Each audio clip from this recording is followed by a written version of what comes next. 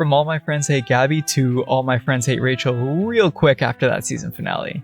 Still remembering that pure anger that came from Bam being pushed into the dark abyss is a whole mood. Tower of God brought sincere emotions, beautiful animation, rich storytelling, curiosity, and character development. The show may have received some mixed reviews, but was definitely an enjoyable watch for us. That's why we're here to bring you 10 things you might have missed from Tower of God Season 1.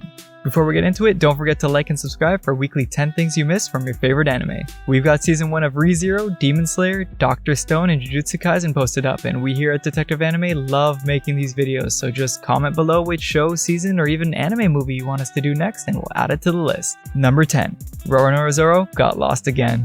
Everyone knows One Piece is one of the longest running and most popular series in the anime world, but it looks like one of the main characters from the Straw Hat crew stumbled into the Tower of God story. Throughout the first season, we saw a character in the background resembling Roronoa Zoro. Not only was he wearing the same outfit, but he had a similar scar covering his eyes. We spent a little time researching into who this character was, and it turns out his name was Full Black.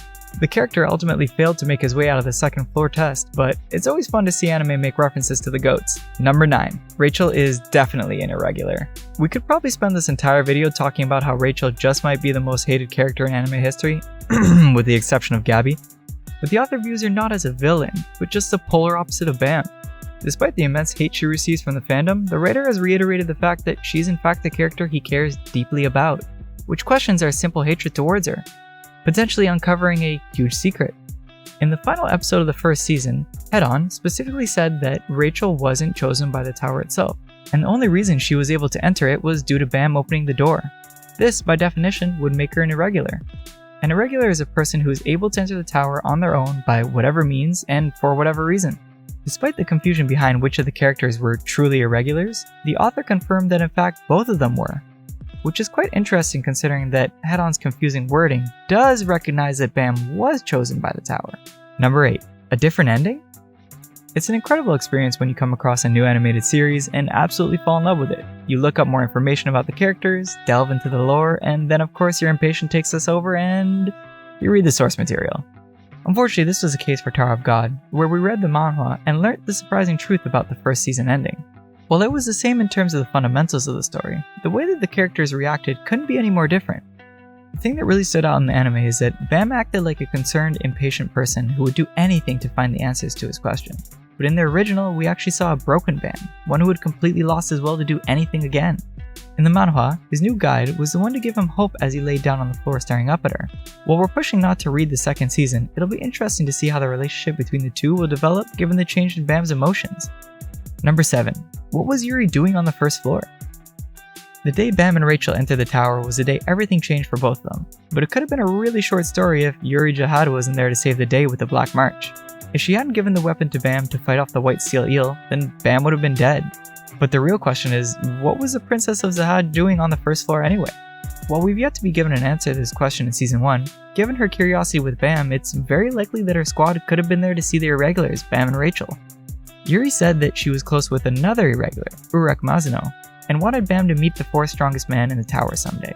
But could it be that Yuri already knew about Bam's mysterious power and wanted to recruit him before he would change the tower? There's no confirmation from the author on the topic, but we feel like Yuri might have a big part to play in the upcoming story. Number 6. The murals on the wall. In the very first episode of the show, we see Bam entering the tower and meeting Head-On on the first floor. In one of the most thought-provoking moments, we see various murals on the wall showing a gargoyle, the god of thunder Zeus, and a dragon.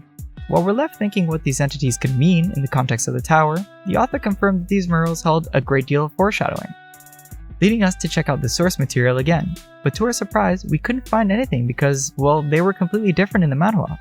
In it, there were a ton of animals and creatures depicted, but we couldn't really see how they might be related to the current events of the story. But hey, we spotted a snake, so we know we got Rachel in there. Number 5.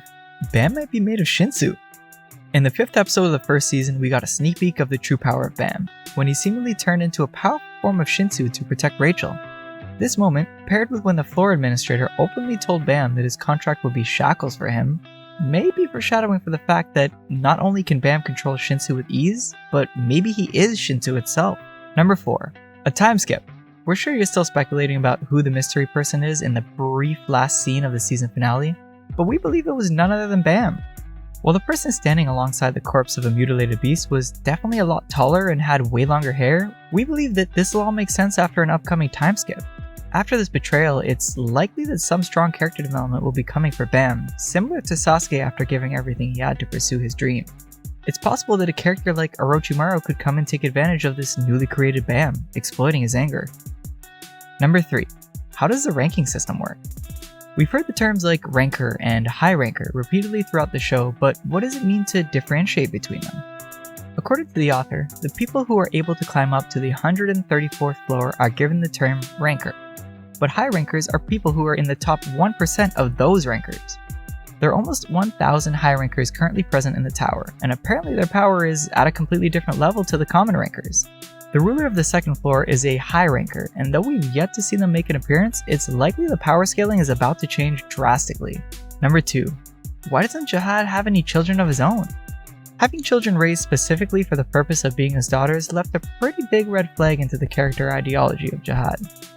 We all know that sometimes we need the affection of our loved ones in dire times, but considering he's the king of the tower and has everything he would have ever wanted, it feels really suspicious that the king is making some sort of army for himself. We theorize that the king knows about some sort of threat that is yet to present itself, and he's using these recruited children to train them for whatever war is coming. The question still remains though, why only daughters? There's no mention of a queen in this story, which could be foreshadowing that the king wouldn't allow a son in order to keep his reign of power. And even more so, what if this foreshadowing is not just about a son, but of Bam? Number 1. Rachel might be the main character. Whenever you watch an anime episode for the first time, you generally take things as they are and then dissect them after the episode. So when the narrator explains that this is the story of Rachel, the girl who climbed the tower so she could see the stars, and Bam, the boy who needed nothing but her, you notice how the first sentence focuses on Rachel. The phrasing is odd, because over this season we see Bam as the clear good guy and Rachel as a villain, but what if it's actually the opposite? What if Rachel knew of an unanticipated catastrophe to the tower, and that everything she had to do was necessary? It's hard to think of something like that happening, but we've had more mind-blowing character changes than other anime. Especially considering the fact that this story seems to be shown from the perspective of Quarion, who agreed to become the guide for both Rachel and Bam at different points of the story. It's clear that something is going on, and until next season we unfortunately won't know, but we hope you enjoyed the video. We post weekly things you missed on Thursdays, so comment below which show, season, or anime movie you want us to do next. Also, don't forget to like, comment, and subscribe if you enjoyed the video. Check out our past videos on ReZero, Dr. Stone, and Jujutsu Kaisen Season 1. See you next week!